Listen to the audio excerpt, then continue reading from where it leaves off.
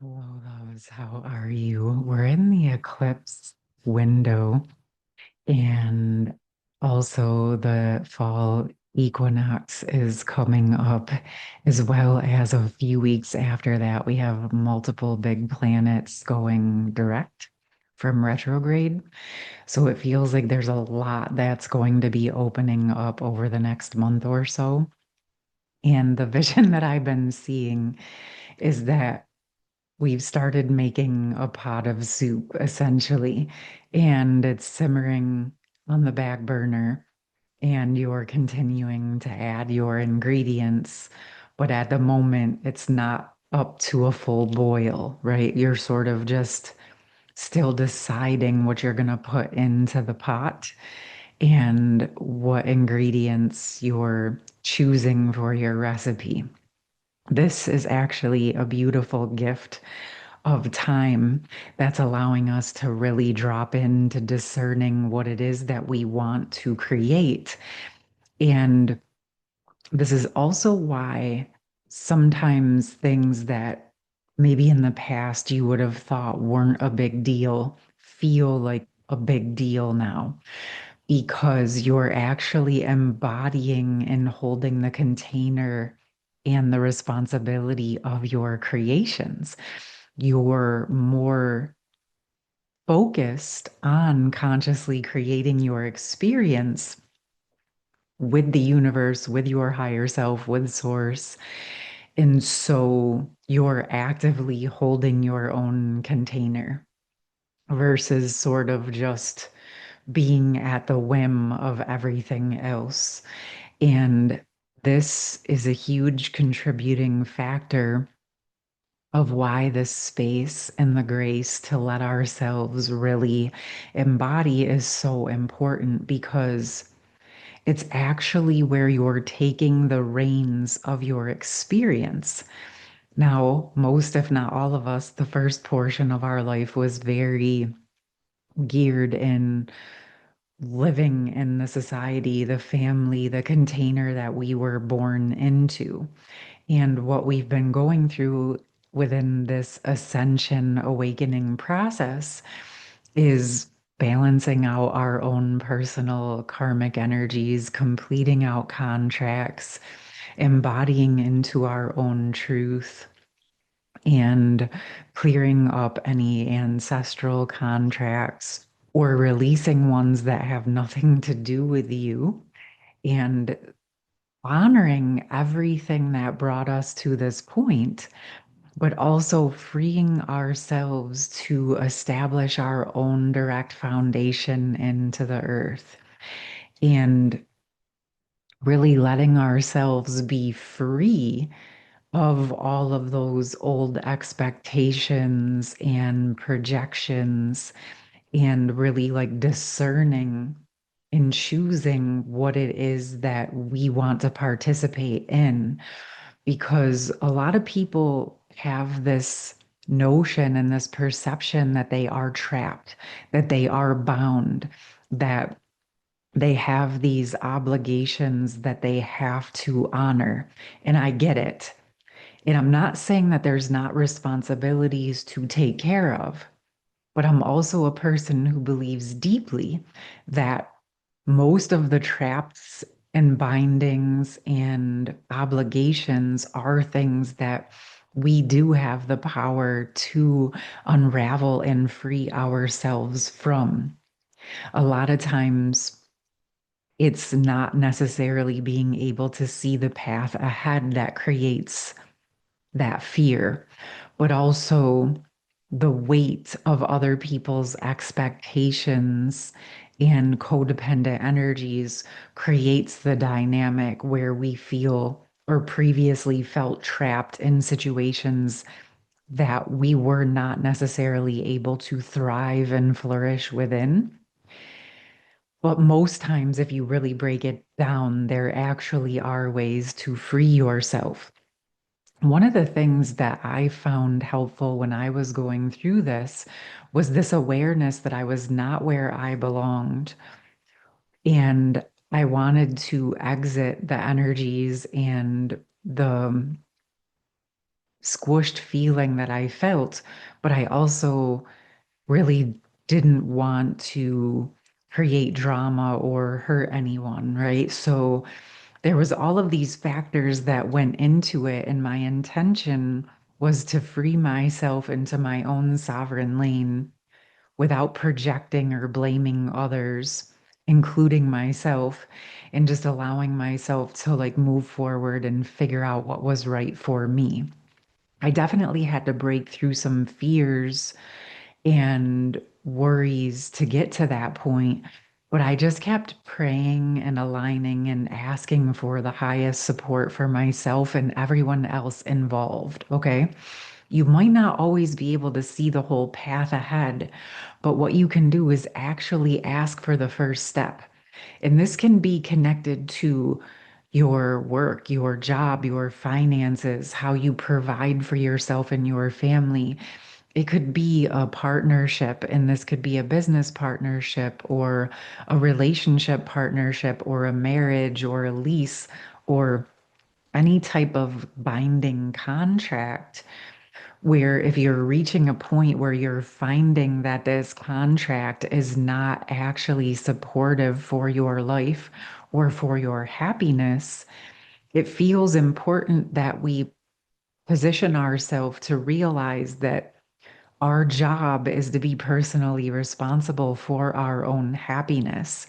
And if we want everyone else around us to be happy, then in order to actually be that person that can hold the happy space with others, we have to be willing and able to create a happy life for ourselves. So, what's coming to me is sort of a situation where someone might be a provider for a family and they're unhappy at their job or they're unhappy with themselves and they feel scared to walk away from their job or to find another way to provide because they feel responsible for everyone else. Now, those basic needs may be provided for, but maybe the person is just, making sure the bills are paid, but they're absolutely miserable, emotionally unavailable, and angry and frustrated at their life. So, okay, they might be providing that foundation of a place to live, but is it actually a happy home? Are the relationships and connections actually happy? And this is where you have to ask yourself what it is that you really want. And are you willing to maybe sacrifice a little comfort for a time in order to move yourself to a position where you can not only provide and support your family, but actually show up emotionally available and more happy, right, within yourself? So it's really important that even as someone who has responsibilities for others, that you're prioritizing yourself and your needs and your happiness in a way that is supportive, right? So I'm not talking about like the selfish sort of screw everybody, I'm just going to go do what I want to do. Like if you have an agreement and a dynamic, like really like dive into it and say, okay, because this is another part, it's kind of hitting me. People don't want to deal with it, right? But the truth is that there are oftentimes many answers and solutions within what you're already experiencing. If you are willing to have a conversation, if you're willing to do something different, and if you're willing to take the time to take things one step at a time. And anybody who knows, this can be easier when we're thinking in terms of, okay, I'm going to build a house or I'm going to buy a car or I'm going to apply for a job. Like, you know how to go about doing the step by step process for that. And there's directions and instructions. But when it comes to relationship dynamics and emotions, a lot of people don't really have a handbook of how to work with that or how to move forward with it, and have oftentimes been taught to sort of squish it. And this can become uncomfortable. And this is where I see a lot of people sort of shutting down. And that's part of the trap. They reach a point within the discomfort and they do not know how to problem solve. But this is where you want to look for the solutions. Now, I know a lot of you here with me are already doing this in a lot of ways, but this is food for thought for people that you are in relationships with, or you have dynamics with, or you're working with. Really stopping and realizing sometimes people are frozen or resistant because they just actually are at a loss for what to do. So, some of the things you just want to open up is a potential dialogue about figuring it out together or offering potential ideas or solutions, but letting it go and letting them sort of sort through it themselves. I feel like I'm kind of going down some rabbit holes, but it seems like this information is wanting to open up because it is where so many people feel trapped by their circumstances. And there's sort of this first thing that feels important. The first order is to just open up to the idea when you feel trapped, when you feel bound, when you feel like there's no solutions, actually just starting to rewrite that belief, opening up to the idea that there actually is always a solution. It's really about you just being willing to take the time to open up and find a workable solution for yourself. And this is where the embodiment process and that conscious creation process becomes so pivotal, right? Because the skills that you learn or that you gain by being willing to try something different, they might feel uncomfortable at first, but those skills are gonna continue to move forward with you. So you're not just making an investment in yourself in the moment, in making an investment in finding solutions. You're making an investment into your future. You're making an investment in becoming a problem solver, a solution bringer, right? Not just in one area of life as a provider of money, right? You're now learning how to bring solutions to emotional, relational dynamics. And it is okay if you don't know how to do that right now, or if you are learning, right? Because unfortunately, a lot of this we were not taught in school. Many of us had to go out and find it and discover it and weed through things to figure it out. And sometimes just flying by the seat of our pants to figure out what feels right. Okay. And that's okay. This is what space and grace is all about. And it doesn't matter what age you are, how you grew up, where you're from, what size, shape, color, gender, any of that. You are a human being who has the capacity to find solutions for anything. Okay. You might not be able to find the solution for everybody, right? You might want to, but here's the thing, you start by finding solutions for yourself. And then as you find a solution for yourself, you're now paving the way for others to discover solutions for themselves. And perhaps you share your journey and that inspires others to find their solutions. Okay. You don't necessarily have to find everybody's solutions. You can just start by finding some for yourself.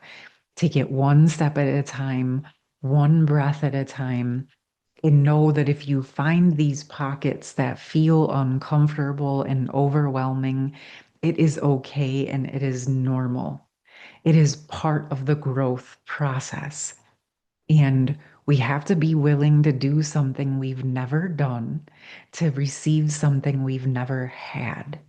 And a lot of times people will find that they might be stuck in the physical world financially with what they're able to provide because they actually need the emotional intelligence in the solution mindset of their emotions and their spiritual energies to support them in actually building the next levels so that they can sustain receiving more and more resources. Okay. Oh, that reminds me. I just did a session, a recorded session called Receiving Resources for any of you who might want to partake in that. I wasn't even thinking about that till we reached this point, but it makes sense. If you are feeling like you're wanting more things in your life, and no matter how hard you're working, they're not presenting, that is probably because your solutions are at your next level. Okay. It doesn't necessarily mean you're doing something wrong. It just means that you're ready to upgrade. You're ready to expand. You are ready to evolve out of what you've already been doing because you've learned what you can within that bandwidth. And if you're wanting something that seems to feel elusive, it's time to open up to learning and doing new things and opening up to new perspectives and solutions. If you're feeling like you have some frozen energy around this, you may want to check out that receiving resources session. But for now, I'm going to leave this here. I'll put all my information in the pinned comments. I hope that you found this message helpful and supportive as we're moving through this next opportunity of the eclipses and the retrogrades and then the direct energies coming forward, and just really letting yourself sort of open up and transform those uncomfortable pockets, learning new solutions for yourself, freeing yourself from the beliefs that there are not solutions and this is just what it has to be. I might not be able to sit here and tell you exactly what your solution is on a personal level, but I am a person who believes that there is always another option, another solution, if we're willing to open up and look at new perspectives and see things from a new vantage point. All right, my loves, I'm going to leave it there. You take care, and I will see you soon. Much love. Take care. Bye.